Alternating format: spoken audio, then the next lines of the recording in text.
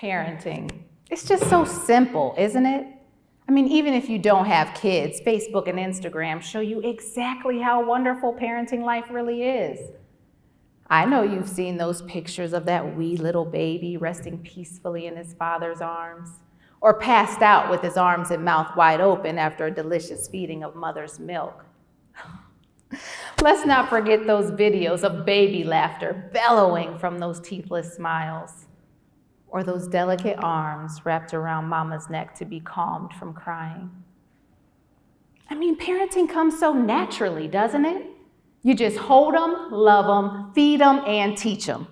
Simple, right? Well, that's what our eyes are telling us. We've been watching others parent for years. Using our eyes, we can see exactly what goes on. Let's take this picture, for instance. My eyes tell me exactly what that is. It's a horse, right? What? You see something different? You see a frog? Okay, let's just try another one. Now this is a rabbit for sure. We have to agree on that. No way. You see a duck? Well, from my past experiences, animal with a small face and little nose and long ears is definitely a rabbit. But you see a duck. How is that possible? Could it be an illusion? What we see and what is could be two totally different things. I experienced this with my son. There's a common misconception that children who don't like to eat many foods are just picky eaters. All we see is the child's refusal to eat certain foods, when in reality, he is struggling with a feeding disorder. Let me share a story with you about my son. I was so excited to be a mom. I mean, all I had to do was hold him, love him, feed him, and teach him. I was ready.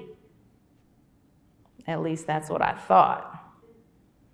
When it came to feeding him, I was dedicated to nursing because that was the most natural thing, and it would give him the most health benefits.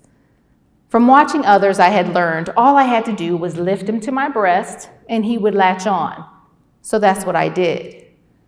Well, I quickly learned that the ease of breastfeeding is all an illusion.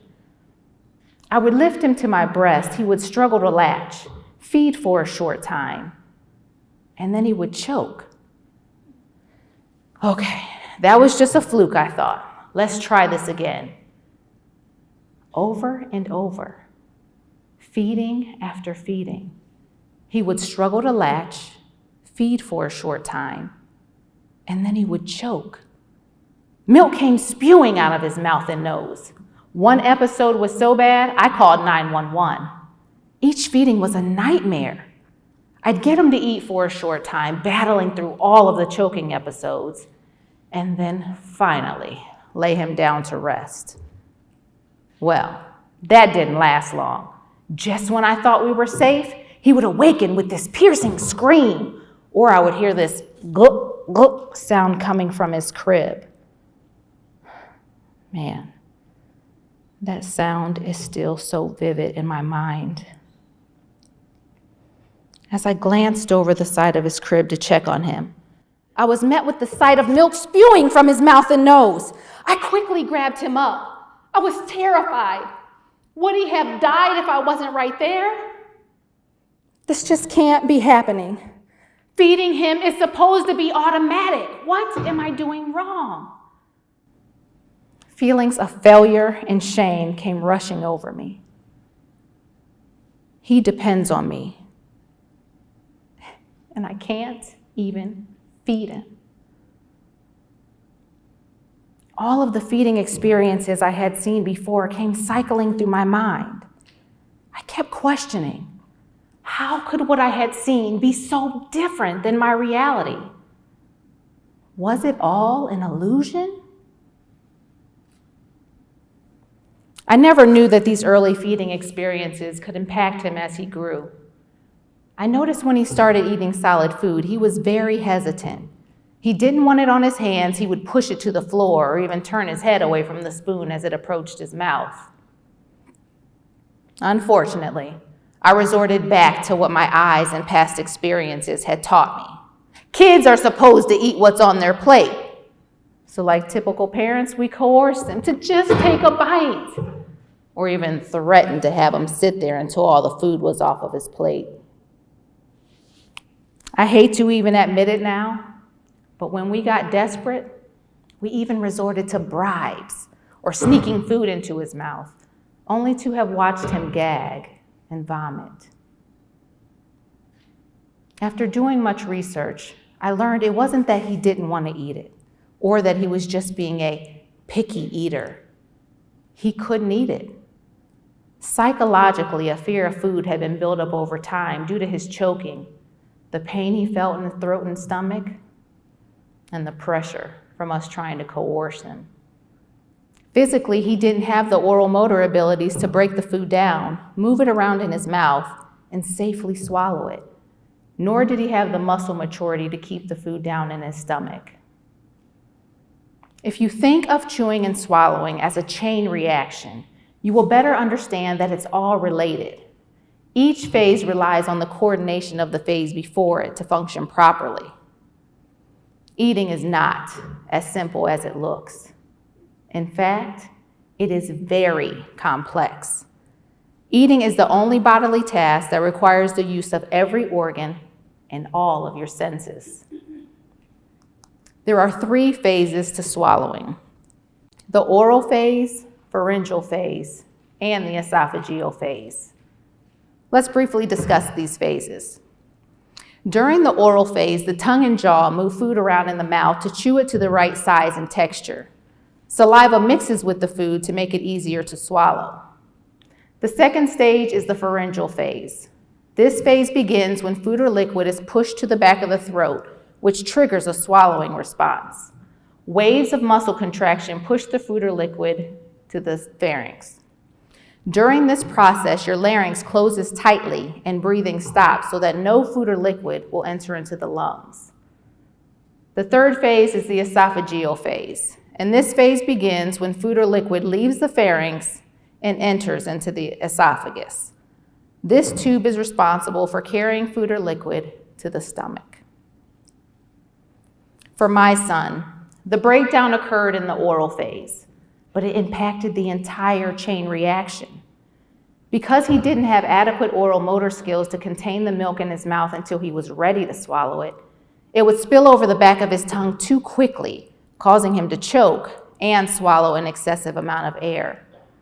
This buildup of air pressure made the receptors in the lower esophagus think that there was something there that needed to be emptied into the stomach, therefore messing up the timing of the muscle that relaxes to allow food in and then tightens to keep it down. Timing, coordination, and strength are all essential components to a safe and efficient swallow. My son was trying to tell us that something was going wrong. This is why we can't rely solely on what the eyes can see. We must remember that communication comes in many forms. His crying, turning away, pushing it away, spitting it out, and avoidance were all ways he was trying to tell us something was wrong.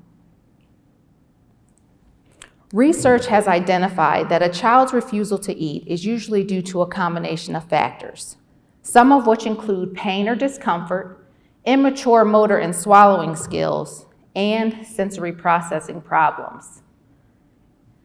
It's so important that we figure out what that child is trying to tell us through his or her behaviors and food preferences. Ultimately, that child is trying to select foods that he or she considers safe, easy to chew, and that won't cause pain or discomfort. So I know you're probably thinking, now how am I supposed to know if my child is just a picky eater or if this is a bigger problem? Well, I'd like to list a few distinguishing characteristics outlined by Dr. Kay Toomey, the developer of the SOS approach to feeding. If the child is a picky eater, he or she will usually eat greater or equal to 30 different foods. They can tolerate new foods on the plate. They will usually touch and taste new foods, and typically eats at least one item from most every food texture and nutrition group. Now, the child with a bigger problem will have a very restricted variety of foods. This child typically eats less than 20 different foods, has adversive behaviors to the introduction of new foods, and may refuse to eat entire categories of food textures and nutrition groups. To help me make this distinction with my son, I used an online infant-child feeding questionnaire through an organization called Feeding Matters. While researching, I learned that leading experts had come together to ensure that there was a clear definition and diagnosis for this bigger problem many families were facing, including myself. It is now being recognized as pediatric feeding disorder, or PFD.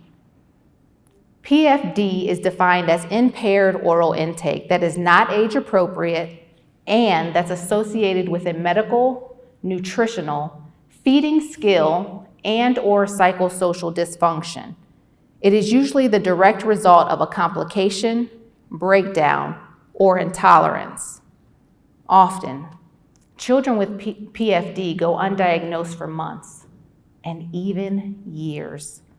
And this can have a negative impact on the child's growth, nutrition, and development. We must explore beyond the illusion of what the eyes can see to determine whether these struggles at mealtime are just a phase or an unidentified problem. So as you go home to nurture and bond with your families over food, I want you to remember 3 things. Eating is not as simple as it looks. Communication comes in many forms, so pay attention. And pediatric feeding disorder is often disguised as picky eating. So seek beyond what the eyes can see, because it may just be an illusion. Thank you.